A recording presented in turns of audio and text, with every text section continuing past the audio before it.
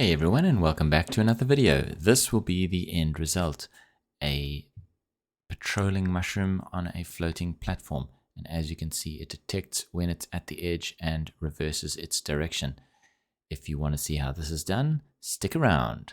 Game Dev Journey. Alright, what we're going to do is implement a very simple way to detect when we're at the edge of a platform. So for the mushroom to stay on the platform, we need some way for it to detect the edge, and we can do this with a node called a RayCast 2D. Now a RayCast is a ray that is cast out to find the first thing that it collides with in the direction that it was sent. Now it may be the case that it doesn't collide with anything, and that is what we're going to use to our advantage today. So we're going to add a RayCast node as a child of the mushroom, and we're going to actually place it slightly at the bottom and to the right of the mushroom. So we'll move it over there, and I believe it doesn't need to be so long, so let's make it about that size. So you can see I've got it at the feet of the mushroom, slightly to the right of the mushroom, so it's going to detect when the mushroom has got no floor underneath it. Now the RayCast should also be colliding with our ground and our pass-through, so I'm going to turn on the masks for 2 and 3 so that it is detecting those, and it's going to collide with bodies and areas. We'll just leave that as default, but you can choose whether you want it to collide with areas or bodies. Now, it won't just work out of the box. We're going to need to add some script to the mushroom. So we're going to go to the mushroom script, and we're going to add a new function to detect the platform edge. So let's go ahead and type in function platform edge, and the way it will work is if the RayCast is not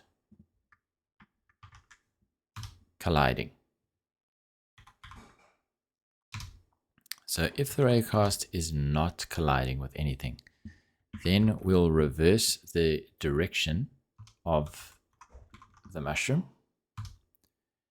and we'll move the RayCast to the other side of the mushroom, because the mushroom will then turn in the opposite direction. So we need to now check the opposite direction. So we'll change the position of the RayCast to the negative. Change its x to negative x by multiplying it by -1. And that should work. All we need to do is call platform edge in our physics process. And again, we'll call it after move and slide, because move and slide detects collisions. So we need it to be called after the collision detection code is run. So we'll go platform edge. We'll save it. We'll go back to our level and first level, and we'll move this mushroom up to the edge. And there you can actually see that RayCast casting downwards. And we'll see it should now detect. In fact, we'll turn on collision shapes in the debug menu so that you can see what's happening when we run the game. So we'll run it. And it might be that that arrow is actually a little bit misplaced. So we'll go and inspect that right now.